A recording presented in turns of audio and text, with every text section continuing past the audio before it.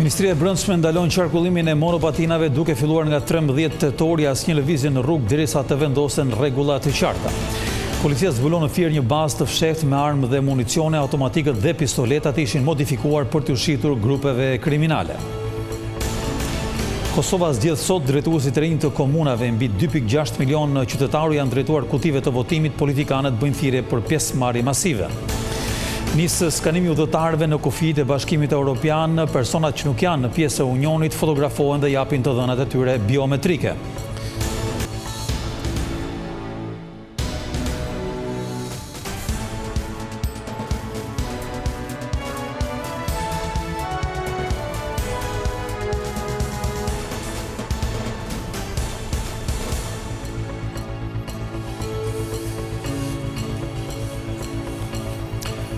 Përshëndetje të gjithëve, dhe jemi së bashku me lajmet e drekës këtu në televizionin kombëtar Vision Plus. Vitin e kaluar në Shqipëri ka ndodhur mesatarisht 3 aksidente çdo ditë me monopatinat. Pas këtij bilanci të rënd, duhet thënë, më në fund policia ka vendosur të ndalojë përkohësisht lëvizjen e tyre. Ministria e Brendshme dhe drejtori i Policisë së Shtetit thanë së bashku se asnjë person nuk do lejohet të përdorë këto mjete derisa të shpallen rregullat e reja për qarkullimin e tyre. Nga e hëna 13 tetor, ndalohet përdorimi i monopatinave elektrike në rrugët e vendit, ndonse bllokimi është i përkohshëm. Shqipëria i bashkohet kështu nismës së disa vendeve të tjera europiane, si Franca, Italia, Gjermania dhe në rajon edhe Maqedonia e Veriut. Ndalimi u njoftua nga Ministria e Brendshme Albana Koçiu për shkak se ishin shndruar në burim aksidentesh. Kam kërkuar Policisë së Shtetit që përkohësisht të mos lejojnë qarkullimin e monopatinave elektrike në rrugë.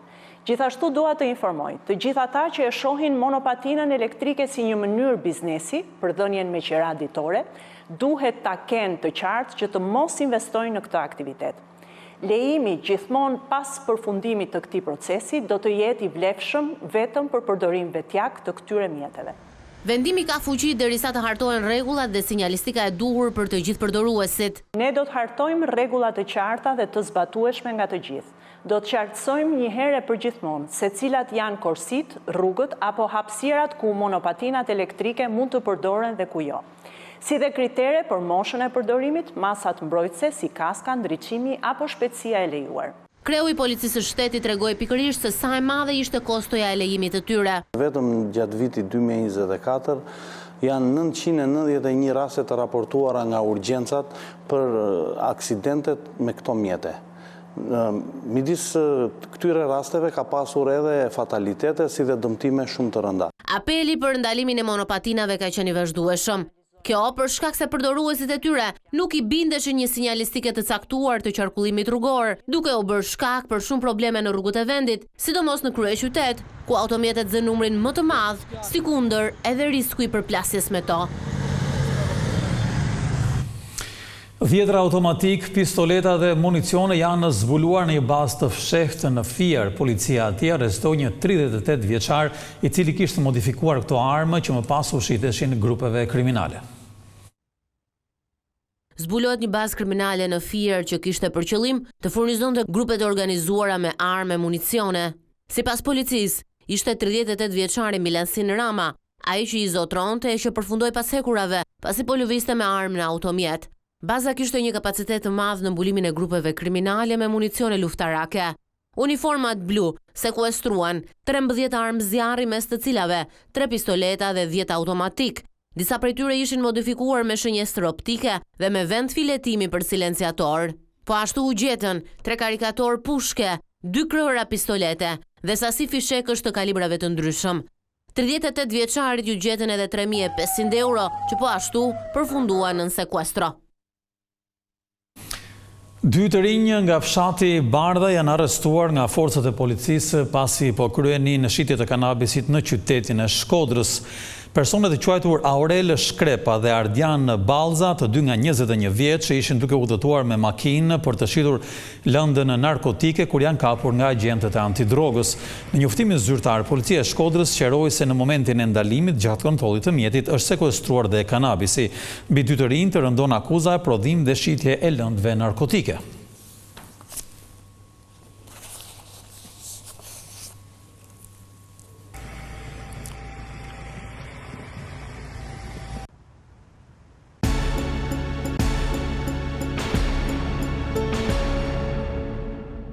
Edhe këtë vit fizika nuk ishte një degë e preferuar nga studentët, por të rinjt që tashmë kanë zgjedhur atë thonë se shkencat eksakte janë një investim i sigurt për të ardhmen e tyre. Në auditoret e degës së fizikës, ku numri studentëve është gjithnjë në rënje, Ines është ndër të pakta që ka zgjedhur të ndjekë këtë rrugë të vështirë, por plot pasion. Ajo rrëfen se dashuria për shkencat eksakte e ka bërë të mos ndjek trendin e viteve të fundit të zgjedhjeve që bëjnë bashkëmoshatarët e saj.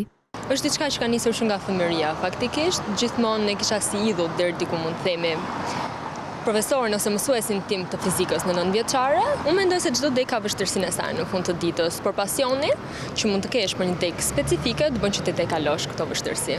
Ines shton se njohurit në shkencat eksakte ishte si një investim të sigurt për të ardhmen, në një treg pune që po furnizohet çdo ditë më pak me specialist, duke rrezikuar të përballet me mungesë të diplomuarve në këto fusha. Duke marrë parasysh se ka një interes shumë të pakut si degë, mund të themi që deri diku është drejt mbylljes, tregu i punës është shumë më i favorshëm për ne. Sidomos në degët e mësuesisë. Degë si fizika, kimia, matematika apo disa prej gjuhëve të huaja vijojnë të mbeten më pak të preferuarat nga maturantët, duke rrezikuar të ardhmen e profesionit të mësuesisë. Fakulteti i Shkencave të Natyrës ka reformuar programet e studimit për t'u afruar më shumë me kërkesat e tregut të punës, por përballë orientimit aktual të tregut, duket se këto drejtime do të vijojnë të luftojnë për student. Teknologjia nuk është thjesht një kuriozitet për të rinjt, mes tyre ka edhe nga ata që punojnë për të sjellë produkte të reja, siç është rasti një adoleshenti nga Pogradeci me radarin e tij që zbulon lëvizjet. Ky është Alket Zeqollari, një 14 vjeçar nga Pogradeci, i cili po dëshmon se pasioni dhe inteligjenca nuk kanë moshë. Ndryshe nga bashkëmoshatarët e tij që internetin e përdorin kryesisht për TikTok apo Snapchat, Alketi ka zgjedhur ta shfrytëzojë teknologjinë për të mësuar, eksperimentuar dhe krijuar. Së fundi ai ka ndërtuar një radar funksional që përmes valve arrin të detektojë objekte dhe njerëz në lëvizje. Ky projekt është në fazën e parë, është një prototip. Por nëse ne mund të përdorim pajisje më të mira dhe më të avancuara, sepse në këtë projekt është përdorur një sensor i cili kap deri në 40 cm. Nëse përdorim një sensor që kap në një largësi akoma më të madhe, mund ta përdorim në shtëpi, në biznese, në fabrika, uzina.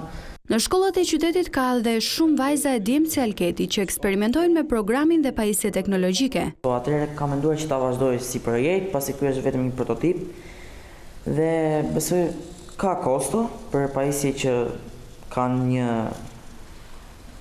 teknologji më të zhvilluar dhe kërkojnë më shumë kosto, por besoj se dhe do të ndërtoj dhe aplikacionin ku mund të jetë aksesueshëm për të gjithë që blejnë këtë pajisje. Të rinjtë si Alketi tregojnë se ardhmja e teknologjisë shqiptare mund të ndërtohet me talent, pasion dhe përkushtim, nëse marrin vëmendjen dhe ndihmën e duhur. Mjeshtria e thurjes së qilimave në Korçë është duke u mësuar dhe nga vajzat e huaja. Disa prej tyre janë bërë pjesë e programit që po zbatohet në ambientet e qendrës rinore.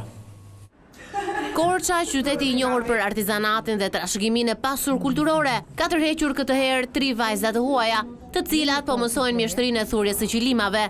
Njëra prej tyre vjen nga Turqia dhe ka një lidhje të veçantë me vendin tonë. Nëna e saj është me origjinë nga Korça, ndërsa babai turk e për këtë arsye, ajo e ndjen thurjen e qilimave jo vetëm si një pasion, por si një rikthim te rrënjët e familjes. Jam Burgju, unë jetoj 8 vjet në Tirana, në Shqipëri. Unë jam origjinë nga Korça. Po, mami im nga Korça, edhe babi im nga Turqia. Edhe unë jetoj në Tiranë tani. Ajo pëlqeva shumë, sepse është shumë tradicionale. Krahas saj, një vajzë nga Tajvani dhe një tjetër nga Anglia, të dyja të tërhequra nga bukuria e traditave shqiptare, kanë zgjedhur të mësojnë këtë zanat shekullor. Ato tregojnë se janë dashuruar me motivet, ngjyrat dhe simbolikat e qilimave shqiptar. Për herë e pyesja veten a mund të bëj një qilim të bukur kur e pash për herë të parë tek pazari i vjetër në Korçë dhe jam shumë e lumtur që po e mësoj tani. Më pëlqen tradita shqiptare. Nëse bëj një qilim do e marr me vete në Tajvan. E pam online këtë mundësi dhe për herë kam dashur të mësoj të thurë qilima. Erdha Kastile nga Tirana në Korçë për të mësuar. E dua traditën shqiptare, po mësoj sepse jam e interesuar t'i bëj vetë një ditë. Kjo iniciativë ka nisur nga një sipërmarrje në Korçë, ku vajzat e reja kanë mundësinë të mësojnë diebërjen e qilimave të vjetër çdo javë në qendrën rinore, ku tingujt e zgjahut bashkohen me frymën e re dhe atë të brezave.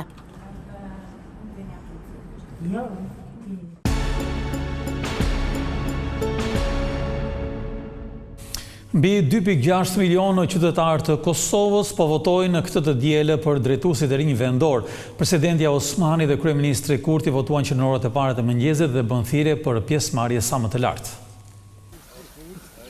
Në Kosovë mbaren sot zgjedhjet lokale ku do të zgjidhen kryetarët e rinj të komunave dhe përfaqësuesit e kuvendeve komunale. Procesi ka nisur që prej orës 7 të mëngjesit në qendrat e votimit që do të qëndrojnë të hapura deri në 19. Të drejtë vote kanë 2.069.000 votues brenda vendit dhe rreth 44.000 votues që kanë qenë të regjistruar për të votuar nga jashtë vendit. Institucionet e Kosovës dhe misionet ndërkombëtare ju kanë bërë thirrje qytetarëve të votojnë ndirshëm dhe pa ndikime të jashtme. Të drejtën e votës e kanë ushtruar që në orët e para të mëngjesit krerët e shtetit përfshirë presidenten Vjosa Osmani, kryeministri në detyrë Albin Kurti dhe kryetarët e partive. Ftoj të gjithë qytetarët pa dallim që ta përdorin mundësinë ta shfrytëzojnë të drejtën të bëhen hizetar në zgjidhjen e problemeve që kanë. Pjesëmarrja deri në mesditë ka qenë 16.47%, ndërsa procesi ka vjuar normalisht pa incidente apo problematika të tjera. Zgjedhjet po zhvillohen edhe në komunat me shumicë serbe në Veri, Mitrovice Veriut, Zvečan, Zubin Potok dhe Leposavić, të cilat për më shumë se 2 vjet kanë qenë në udhëheqjen e kryetarëve shqiptar pas bojkotit të serbëve. Gara kryesore zhvillohet mes kandidatëve të partive të mëdha shqiptare, ndërsa në komunat veriore në pushtet pritet të rikthehet lista sërbska, partia e mbështetur nga Beogradi zyrtar pas më shumë se 2 vitesh bojkoti.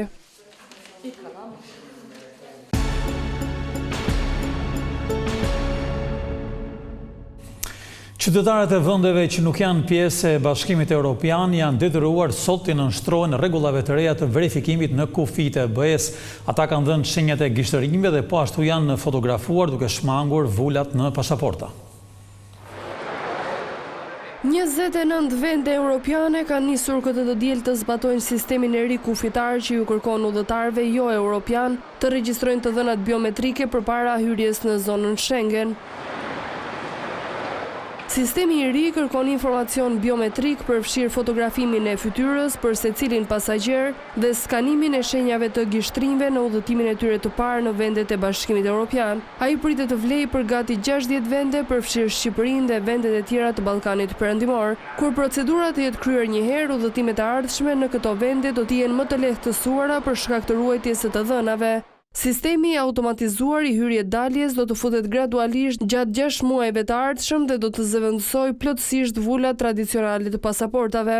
Vendet më të mëdha europiane si Franca dhe Gjermania fillimisht do të kryejnë vetëm një numër të vogël kontrollesh për të shmangur radhët e mëdha në aeroporte. Disa vende të tjera më të vogla si Estonia apo Luksemburgu do ta zbatojnë plotësisht sistemin që nga fillimi. Sistemi po futet në përdorim për ta bërë kalimin e kufirit më të shpejt dhe efikas, ndërkohë që gjurmon edhe se kush hyn dhe del. Bashkimi Evropian thotë se do të jap gjithashtu informacion që do të përdoret për qëllime sigurie. Nëse dikush do të refuzojë të kryejë procedurën e re, atëherë atij nuk do t'i lejohet të kalojë përtej kufirit.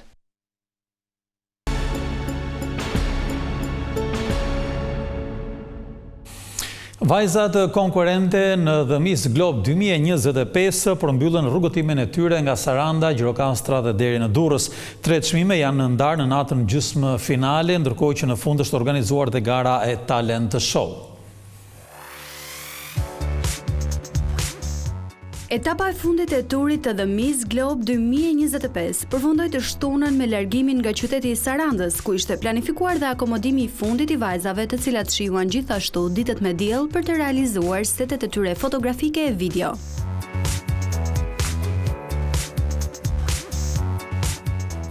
Nata gjysmë finale u mbyll në sheshin e Çerçezit në syt kureshtar të 10 raturistëve të huaj e duar trokitjeve të publikut vendas. Në fund të eventit, juria shpalli 3 çmime të rëndësishme.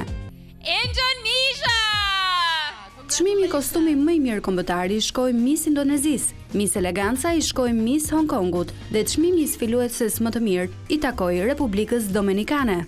Sigurisht nuk mungoi as festa pas gjysmë finales në ujin e ftohtë të Pelen, ku dhe njëherë u shfaqën disa nga talentet e vajzave me smikpritjes së ngrohtë vendase.